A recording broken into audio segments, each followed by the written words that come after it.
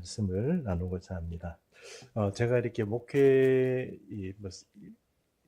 인생이 그렇게 길지 않습니다. 설교를 많이 해본 그런 어떤 목회자는 아닌데요. 가만히 생각해 보니까 포도나무 설교는 처음 해보는 것 같아요. 그런데 포도나무 설교는 여러분, 제가 설교를 안 했지만 또 여러분 아시는 것처럼 여러분들이 많이 설교도 하시고 유명한 설교라고 할 수 있습니다. 유명한 주제이기도 하고요. 그래서 포도나무 설교는 참 은혜가 됩니다. 저도 제가 설교를 이제 처음 이렇게 준비하지만 뭐라고 할까요? 이 설교가 우리에게 하시는 말씀은 이런 거라고 생각합니다. 예수님께 꼭 붙어 있어라. 그 얘기죠.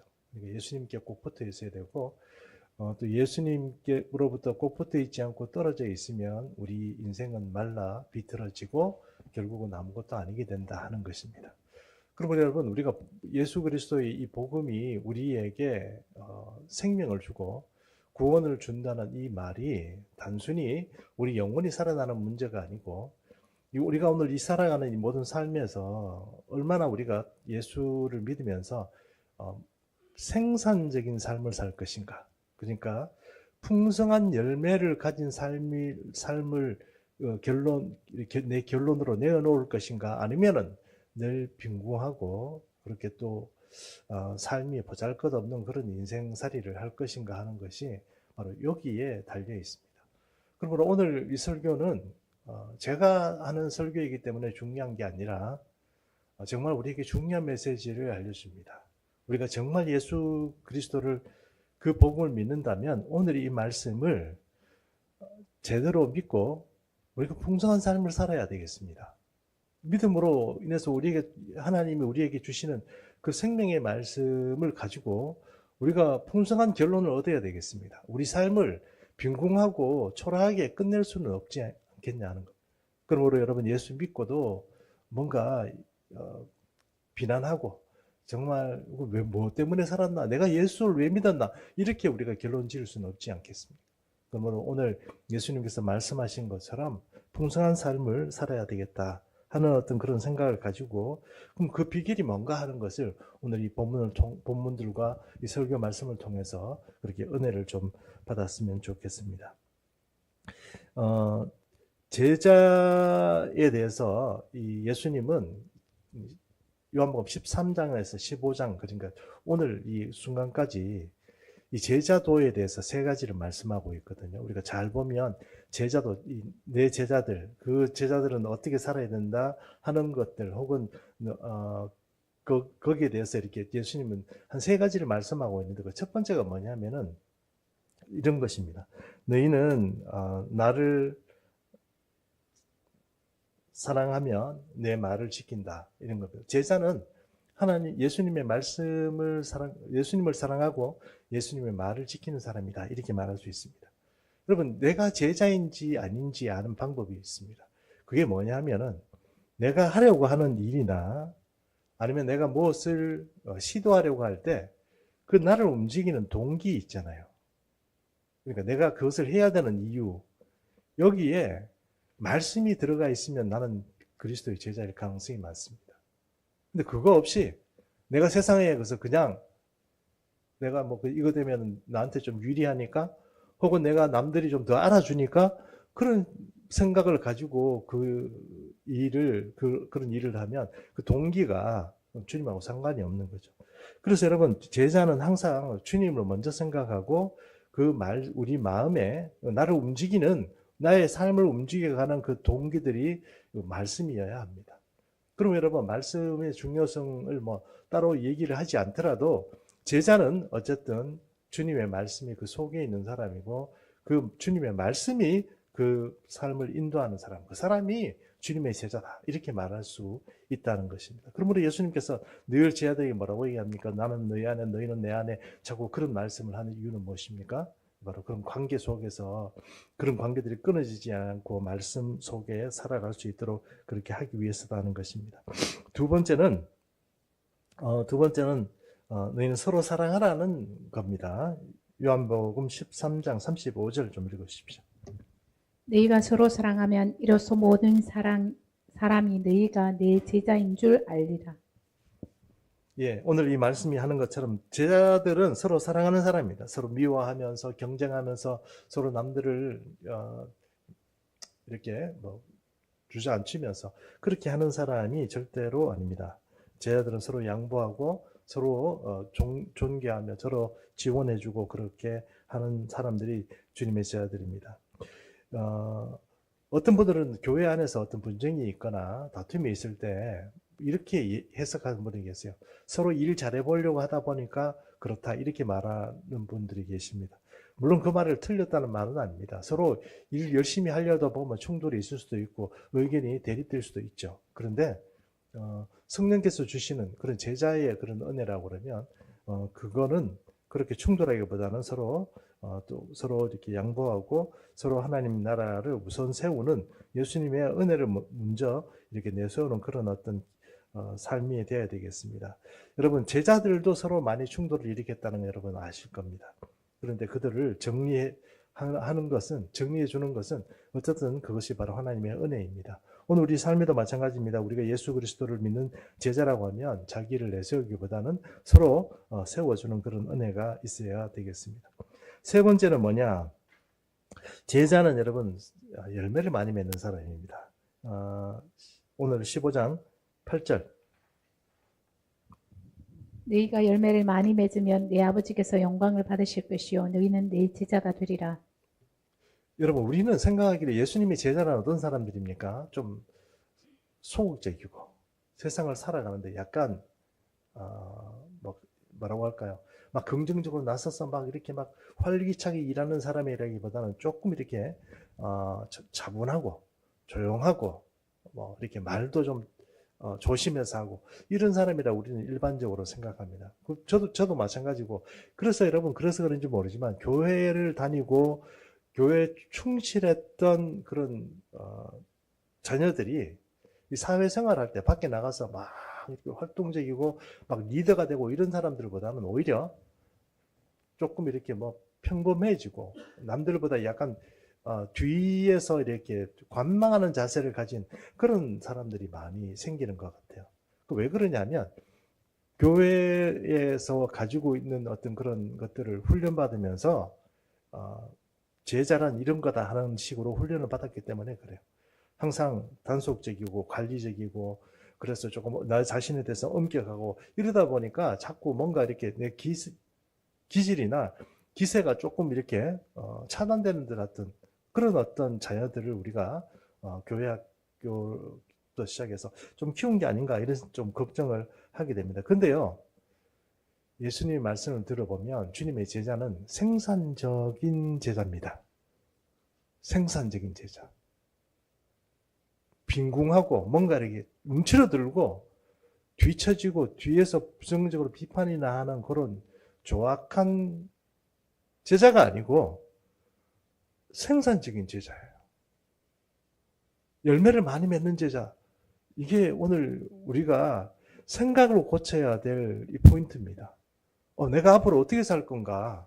좀 부정적으로 뒤에 서가지고 조금 이렇게 내 마음에 안 들면 조금 뭐랄까 이렇게 좀 피해가면서 막 뒤에서 군소리나 좀 이렇게 술렁술렁 하더라도 뭐라고 할까? 나가서 뭔가 이렇게 앞으로 치고 나가고 뭔가 이렇게 돌파하고 사람들을 막 끌고 가는 그런 어떤 삶이 아니고 그냥 뒤에서 좀 비생산적이어도 그냥 이렇게 살아가는 것이 예수 잘 믿는 거라고 생각하는 그 생각을 바꿔야 됩니다. 그걸 지금 바꿔야 돼요. 예수님은 제자들이 그렇게 살기를 바라지 않으세요. 열매 맺기를 바라요. 생산적이기를 바라요. 비생산적이고 관념적인 어떤 신앙생활을 하도록 바라지 않습니다. 근데 우리는 조금 잘못 생각해가지고 성경 공부도 하고 뭐도 이렇게 많이 가르쳤는데 실제적으로 세상에 나가서 살아가는 걸 보면 비생산적인 태도를 가지고 살아간단 말이에요.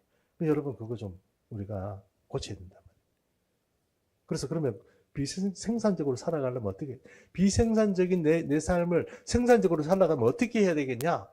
이 답이 오늘 나와 있는 거예요. 그래서 여러분 오늘 우리 이 포도나무 설교는 굉장히 저는 중요하다고 생각합니다.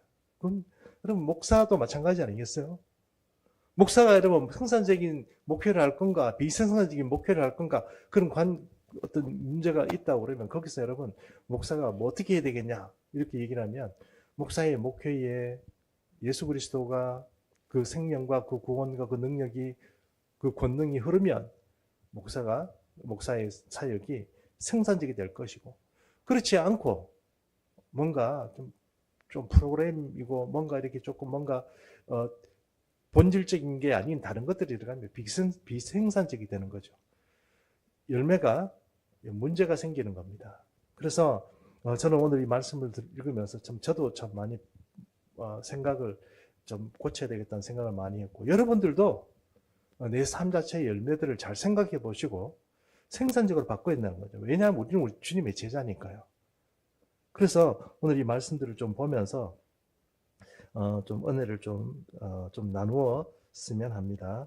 그래서 그러면 이제 오늘 이 본문이 말해 주는 것처럼 그럼 생산적인 제자의 삶을 만드는 그런 과정에서 누가 생산적인 제자를 만들어내는가? 누가 생산적인 제자의 삶을 만들어내는가?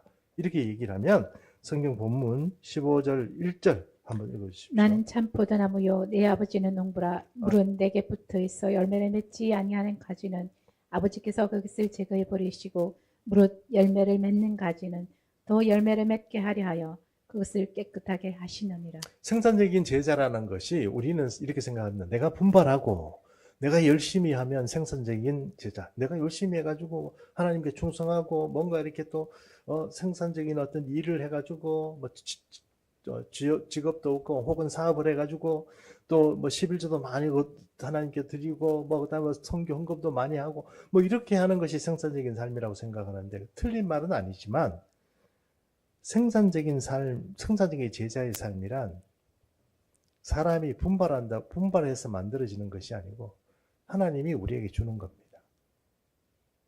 하나님이 우리에게 공급하는 거예요. 주님께로부터 공급받는 것이고, 여기서 보면 주님이 뭐라고 얘기합니까? 나는 참포도나무요. 내 아버지는 뭐라고 얘기합니까? 농부라고 얘기합니다. 그 아버지 농부가 이 생산적인 제자의 삶을 생산해내고 만들어내는 거예요. 그게 2절이거든요. 2절입니다.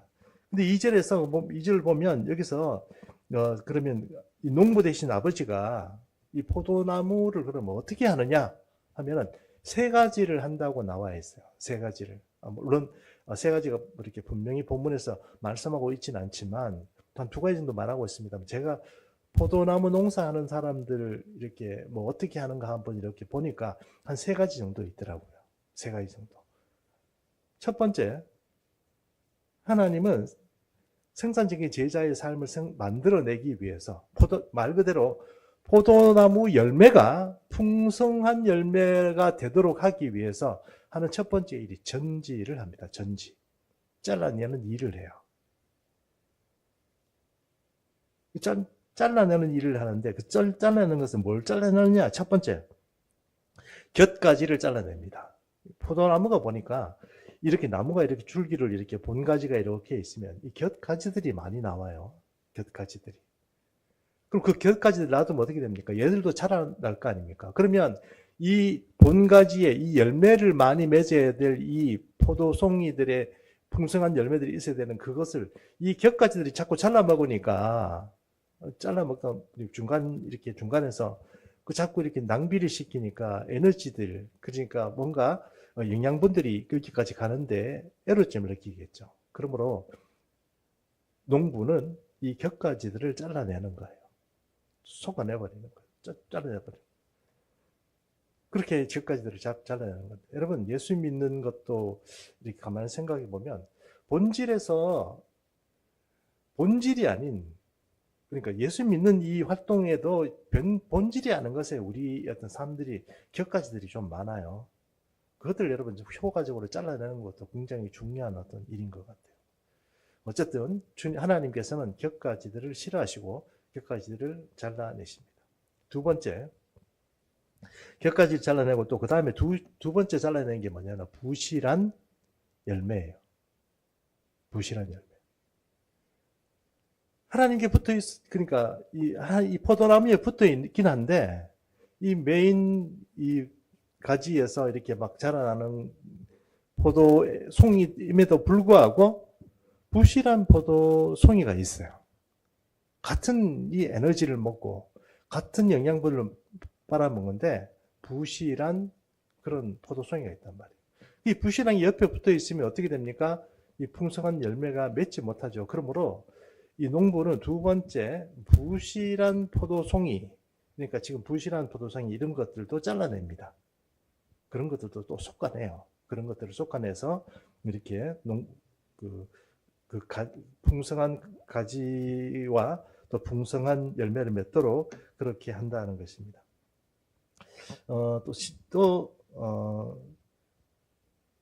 여기서 부실한 열매는 우리가 한번 생각해 보시죠. 부실한 열매가 어떤 사람을 부실한 열매라고 할 수 있을까요? 오늘 본문에서요. 예수님께서 제자들 앞에서 부실한 열매다고 이렇게 말했다 그러면 그 열매가 어떤 열매일까요? 바리새인 아니겠어요? 유대인 아니겠냐고요. 같이 하나님께 붙어 있는데 제자들처럼 생명력이 있는 그런 열매를 맺는 것이 아니고 바리새인처럼 오히려 본질의 것을 파괴하려고 하는 그런 어떤 시도를 하는 그런 열매들이 바로 부실한 열매 아닙니까? 그러므로 여러분 교회 다닌다고 해서 모든 사람이 풍성한 열매를 맺을 수 없고 부실한 열매가 될 가능성도 있습니다. 무엇이 문제일까요? 본질에 충실하지 않기 때문에 그렇게 되는 것입니다. 그러므로 여러분 예수 믿는 일에도 좀 본질에 충실할 수 있도록 해야 합니다. 스스로 곁가지들도 잘라내고 내가 열매 없는 삶인지 이런 것들도 점검해보고 그렇게 해야 한다는 것입니다. 어쨌든 그것이 제자의 삶에서 또 잘못하면 잘려나가는 그런 일들이 있다는 것입니다. 그 다음에 또 하나가 있는데 그거는 여러분 가지에서 나오는 발입니다. 발. 포도나무에 무슨 발이 있냐 이렇게 말할지 모르지만 포도나무에 농부들이 얘기하는데 그걸 발이라고 얘기하더라고요. 그래서 제가 발이라고 말하는 겁니다. 포도나무가 이렇게 조금 이렇게 위로 처음에는 이렇게 위로 좀 올라갑니다. 올라가다가 이 포도나무가 위에 올라갈 수 있도록 농부들이 이렇게 뭔가 이렇게 좀 지지대 같은 것들도 만들어 놓고 이 철사 같은 걸로 이렇게 망 같은 것도 좀 만들어서 이렇게 이파리들이 고기에 이렇게 붙들어 있도록 이렇게 얘기합니다. 근데 그거를 그렇게 하지 않고 가만두면 어떻게 되냐면 가지에서 발 같은 게 나와요. 발이라고 하면 좀 이상합니다만 뭔가를 꼬불꼬불 이런 어떤 그런 가지는 아닌데 이상한 어떤 좀 줄기 같은 게 나와요. 포도나무는 그게 나옵니다. 그럼 왜 나오느냐? 포도나무는 뭔가 이렇게 옆에 뭔가 이렇게 뭐라고 할까 나무들이 있거나 다른 나무 가지들이 있고 그러면 그걸 이렇게 타고 올라가요. 덩굴처럼. 왜냐하면 포도나무는 밑으로 이렇게 내려놓고 그냥 붙잡을 게 없으면 어떻게 되냐면 땅으로 이렇게 축 처져요. 처지기 때문에 그 발 같은 것들도 같이 축 처져가지고 이렇게 나중에 포도들이 달리고 그러면 땅이 처져가 포도들을 이제 상하게 하고 흙 묻어가지고 못 쓰게 하는 거죠. 그러므로 농부는요 어떻게 하냐면 이 발들이 이렇게 망들을 좀 붙잡을 수 있도록 그렇게 해줍니다. 그렇게 보면 필요한 발이 있고 필요 없는 발이 있어요.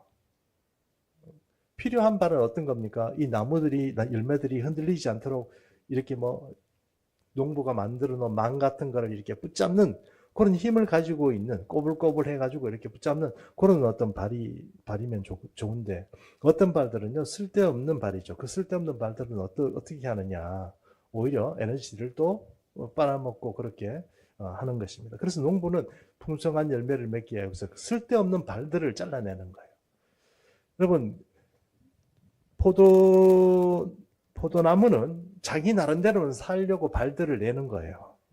수십 개의 발들을, 수백 개의 발들을 막 잡아냅니다. 잡아내는 거죠. 잘라내면 또 나오고 이렇게 합니다. 근데 여러분, 우리도 마찬가지잖아요. 세상 살아가는데 정말 수많은 어떤 그런 가능성에 우리가 손을 냅니다. 좀 그렇지만 이 포도나무가 발을 내는 것처럼 이 꼬불꼬불 뭔가 잡아보려고 다양한 어떤 시도를 많이 하잖아요. 그런데 여러분 쓸데없는 그런 어떤 발도 많다는 것입니다. 그거를 농부 대신 하나님께서 잘라내는 것처럼 어쩌면 우리 제자들의 삶 가운데도 그런 쓸데없는 세상의 어떤 것들을 다양하게 붙잡으려고 하는 그런 것들이 있으면 그런 것도 좀 잘라내는 것도 제자의 삶에 유익한 것이 아닌가 이렇게 생각을 해봅니다. 어쨌든 농부 대신 하나님은 첫 번째 곁가지를 잘라내고 두 번째 부실한 열매를 잘라내고 세 번째 필요 없는 발들을 잘라내는 것입니다.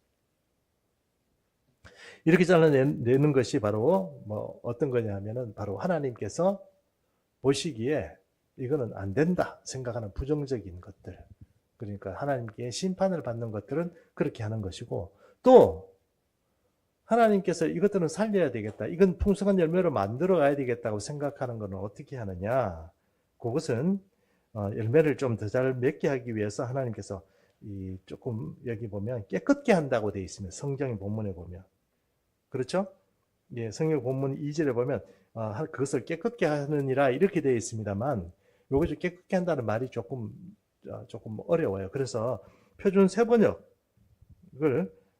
요한복음 15장 2절을 한번 소개하겠습니다. 내게 붙어 있으면서 열매를 맺지 못하는 가지는 아버지께서 다 찍어버리시고 열매를 맺는 가지는 열매를 더 많이 맺게 하려고 손질하신다. 예, 여기 보니까 찍어버리는 그런 열매들, 그런 어떤 곁가지 이런 것들도 있고, 또 이 농부가 잘 키우기 위해서 하는 게 있는데, 그게 뭐냐면은 뭐라고 되어 있습니까? 예, 손질한다 되어 있습니다. 손질하는데 그 손질하는 게 어떤 거냐면 이런 겁니다. 포도나무는 여러분 이 땅으로 떨어지면 안 돼요. 이게 올라가야 돼요. 이렇게 자꾸 이렇게 올라가. 그렇다고 해서 무조건 무한정 올라가는 게 아니고 항상 손질을 해가지고 그것들을 아까 말한 것 전지하는 것도 하는 거지만 자기가 그 모양을 잘 유지할 수 있도록 그렇게 딱 이렇게 해야 됩니다. 제가 과거에 미국에서 나파밸리라는 데 한번 간 적이 있습니다. 포도주 좋아하는 사람은 나파밸리 이러면 거기 이렇게 막 아는 분도 많이 계세요. 포도주가 생산되는 곳이고 캘리포니아에서 굉장히 뭐 이렇게 좀 수려한 그런 어떤 포도원들이 많이 있는 그런 데입니다. 거기 가보니까 저는 과거에 한국에 있을 때 포도원을 가본 적이 있거든요. 우리 동네에 가까운데 포도원이 있어서 가보니까 그때는 포도가 이렇게 주렁주렁 이렇게 막 뭐라고 할까요? 포도들이 줄기들이 막 이렇게 크게 완전히 이렇게 막 천지를 덮은 것처럼 그렇게 돼 있었거든요. 근데 요번에 그때 나파밸리를 가보니까 나무 한 그루마다 딱 잘라가지고 정확하게 부채 모양으로 딱딱딱 이렇게 나무를 이렇게 식재를 그렇게 해놓고 그렇게 잘라낸 걸로 봤어요. 이렇게 지나다니면서 다 보니까 나무를 그렇게 다 만들어 놨더라고요. 그게 뭡니까? 네, 손질을 그렇게 한다는 것입니다. 이렇게 생각해 보십시오. 좋은 열매를 맺기 위해서는 전지가 필요합니다. 그런데 그보다 더 좋은 열매를 맺기 위해서는 조금 그래도 가능성이 있고 상품성이 2등급쯤 되는 것들도 다 잘라내는 거예요. 왜요? 초 1등급을 만들기 위해서 2등급까지 잘라내는 거예요. 그게 바로 좀 나파밸리에서 농사하는 방식이 아닌가 생각합니다. 과거에 우리가 못 살 때는 포도원에 가면 포도원에서 2등급, 3등급도 만들어가지고 사람들을 팔아야 되는 거예요. 그런데 정말 농사를 크게 하는 분들은 그 2등급, 3등급까지도 다 잘라내버리고 1등급만 만들어내는 거예요. 그래서 하나님께서 더 좋은 것을 생산하기 위해서는 조금 2등급 되는 그런 것들도 다 잘라내고 그렇게 손질을 잘 하더라 하는 것입니다. 주님은 견실하고 또 신실하신 그런 농부라고 할 수 있습니다. 이분이 바로 우리의 삶을 혹은 제자의 삶을 그렇게 생산해내고 만들어 가시는 분이다, 이렇게 말할 수 있다는 것입니다. 그러면 좋은 포도 열매를 얻기 위해서 하나님이 사용하는 수단은 무엇인가? 잘라내는 수단, 뭔가 전지를 하고 혹은 깨끗게 하는 거, 그러니까 하나님께서 손으로 만져주시는 그 수단이 무엇인가? 여기 그것이 바로 3절에서 4절입니다. 한번 읽어주십시오. 너희는 내가 일러준 말로 이미 깨끗하여졌으니 내 안에 가라. 나도 너희 안에 가리라. 가지가 포도나무에 붙어 있지 아니하면 스스로 열매를 맺을 수 없음 같이 너희도 내 안에 있지 아니하면 그러하리라. 이 3절이 말하고 있는 것처럼 그 수단이 뭐냐면 하나님의 말씀이라는 거예요. 하나님의 말씀이 전지도 하고 또 그 반대편에 내가 잘 살아갈 수 있도록 생명력과 에너지와 권능과 은혜들을 공급하는 겁니다. 무엇이요? 하나님의 말씀이 그렇게 한다는 거예요. 그 말씀이 바로 전지의 역할도 하고 또 우리에게 생명을 공급하는 에너지의 역할도 한다는 거죠. 예수님께서 하시는 말씀이 그 말입니다. 너희는 내가 벌써 내 말로 너희를 어떻게 해요? 지금까지 다 전지도 하고 이렇게 잘 클 수 있도록 내 제자가 될 수 있도록 그렇게 만들어 왔다 하는 것입니다. 그게 주님께서 말씀으로 그렇게 해왔다는 것입니다. 그런데 오늘 이 4절 말씀에 보니까 그렇지 않은 사람들이 있죠.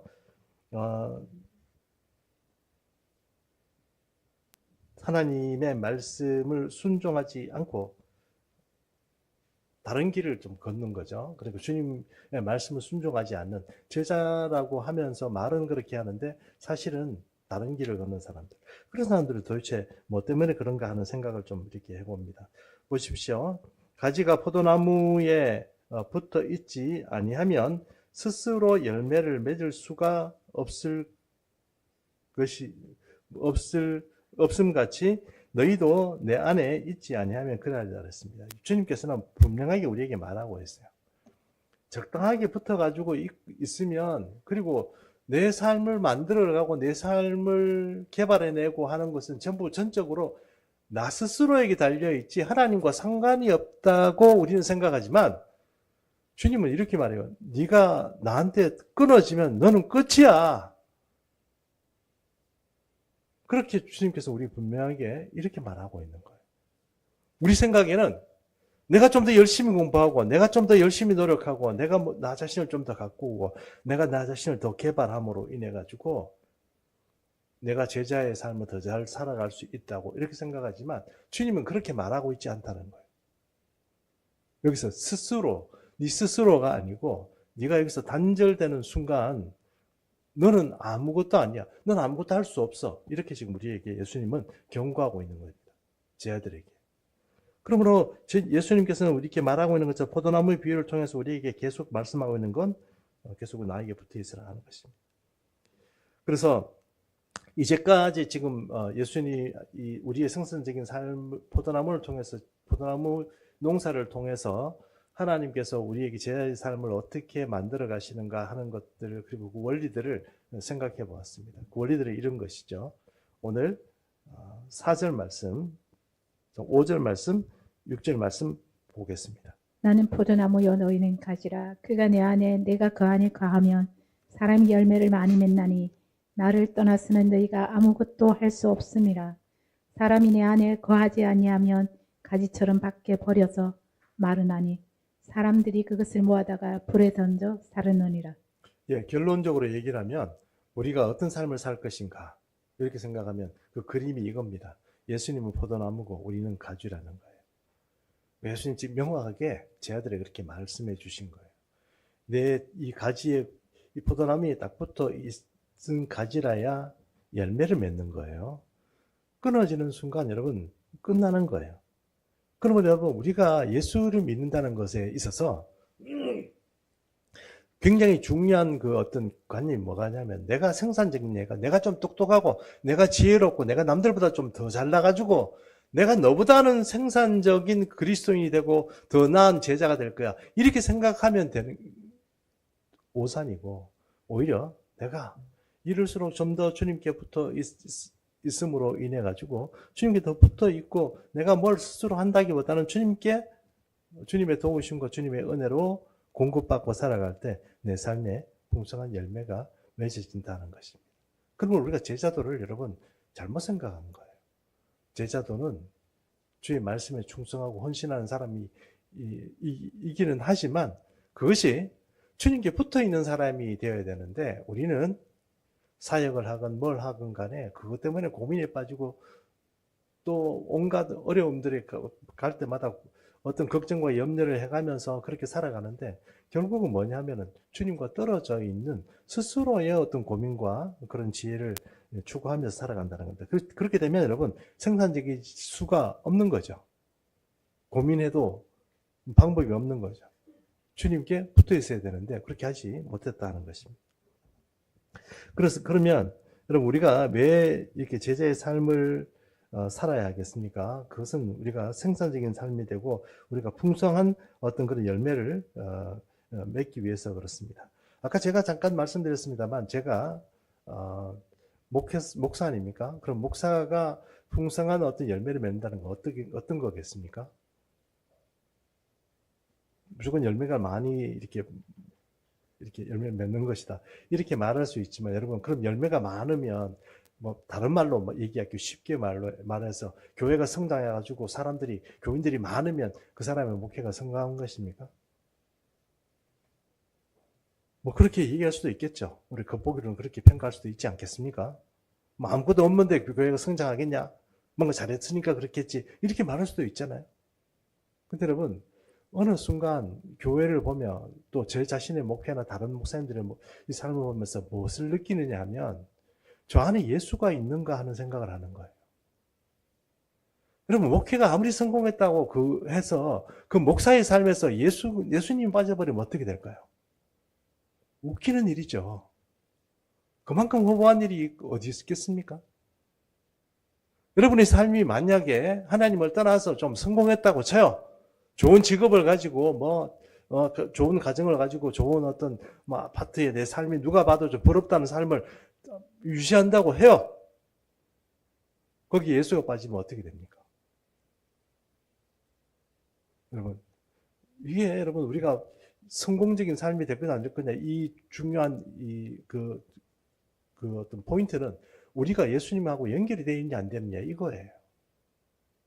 연결이 안 되어 있으면 남들이 보기에는 별거 아닌 것 같아도 거기에는 풍성한 열매가 있는 것이고 실한 열매들이 있는 것이고 남들이 보기에는 굉장히 잘 되는 것 같고 풍성한 것 같고 그런데 괜찮은 것 같고 그런데 그 속에 예수 그리스도가 없으면 여러분 그 생명이 끊어진 겁니다.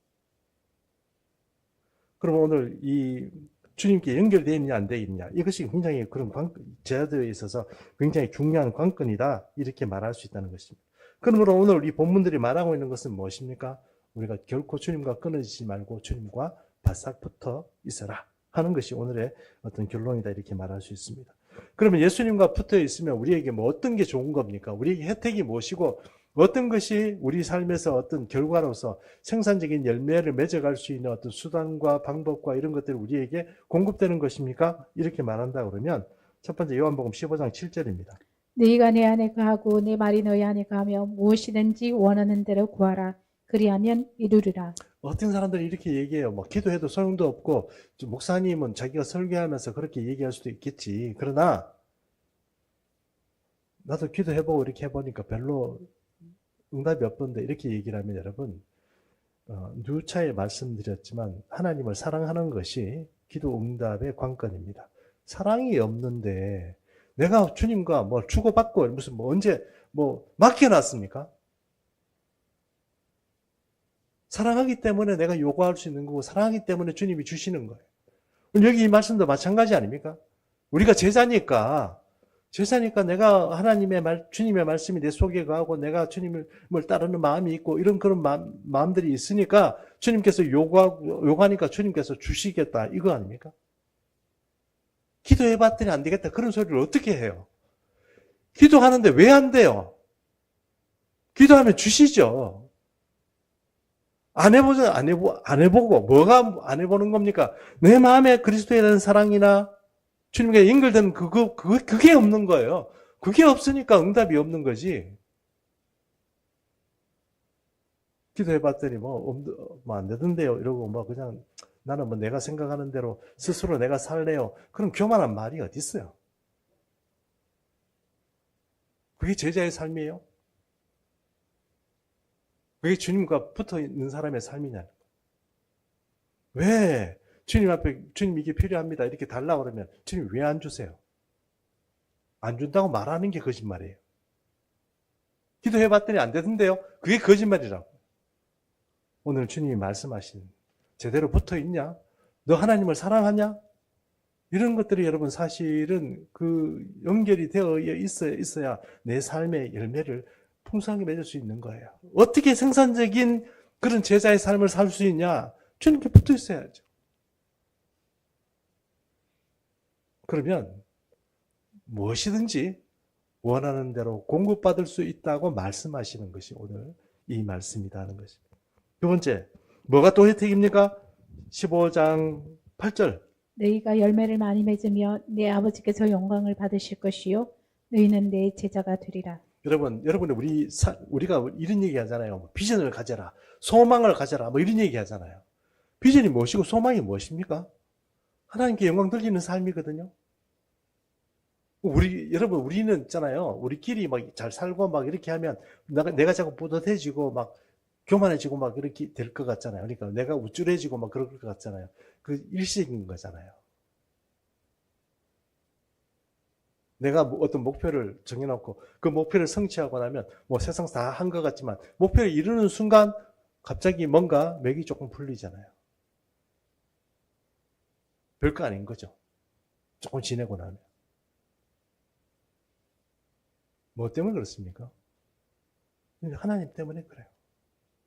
우리가 하나님께 영광을 돌리고 하나님 영광을 위해서 살았으면 하나님으로부터 오는 굉장히 큰 우리 영혼 자체를 그 뼈대를 막 뒤흔드는 그런 기쁨과 그런 희락의 은혜들이 있어요. 그러니까 우리가 삶을 살아가면서도 그런 하나님의 은혜가 있으면 여러분 실족하지 않습니다. 실망하지 않습니다. 우울한 마음이 없어져요. 주님께서 우리에게 하시는 제가 늘 강조하는 것처럼 두려움이 없는 세상이 있습니다. 걱정하지 않아도 염려하지 않아도 주님께서 주신 은혜가 넘쳐서 그냥 이렇게 살아가고 이렇게 뭐 너 이렇게 해라 저렇게 해라 주님의 시키는 대로 그냥 하면 되는 그런 사람들이 있어요. 그게 여기서 말하는 삶입니다. 하나님께 영광이 되는 삶. 하나님께 영광이 되는 그 삶에는요. 열매가 그냥 맺어지는 거예요. 그 열매가 맺어진다는 그 말은 다시 말씀드리지만 주님께 연결될 때 되는 겁니다. 내가 하나님 믿어봤더니 별거 없네. 이렇게 생각하고 스스로 끊어지는 순간 제대로 못 믿어본 거죠. 끊어지는 순간 내가 이 세상을 살아가면서 내 에너지와 힘을 다해서 뭔가 세상을 좀 이룰 수는 있지만 풍성한 삶은 없습니다. 주님은 우리에게 분명히 말합니다. 너 여기서 끊어지면 너는 아무것도 아니야. 우리는 비생산적이고 빈궁한 삶을 살아갈 수밖에 없게 되는 것입니다. 여러분 사랑하는 우리 청년들도 있고 또 우리 사랑하는 모든 교우들 여러분 이제 우리는 다 주님의 제자입니다. 우리가 주님의 제자 아니겠습니까? 그럼 주님의 제자라면 우리가 주님 앞에 나갈 때 소출을 가지고 주님께 올려드려야 되거든요. 소출을 올려드려야 됩니다. 소출을 지금 주님 제가 이렇게 농사했습니다. 이렇게 해야 되거든요. 근데 지금 여러분의 손을 보시고 여러분의 곳간을 한번 보십시오. 정말 하나님 앞에 얼마나 이 소출을 올려드리는가 한번 돌아보시기 바랍니다. 없다고 그러면 여러분 뭔가 지금 끊어진 겁니다. 다시 이어야 됩니다. 다시 이어서 오늘 주님이 우리에게 말씀하신 것처럼 주님께 붙으면 됩니다. 거기서부터 생산적인 제자의 삶이 다시 시작되는 것입니다. 다시 생명이 시작되는 것이고 다시 구원의 역사가 시작되는 것이고 오늘 말씀하시는 것처럼 풍성한 열매들이 맺어지게 되는 것입니다. 그러면 여러분 저와 여러분이 다시 한번 그리스도의 그 참포도나무이신 그리스도께 다시 붙게 되는 그런 은혜가 있게 되기를 축복합니다. 예, 우리 이제 결단의 시간 갖도록 하겠습니다. 찬송가 259장 찬양하겠습니다. 1절 4절 합니다.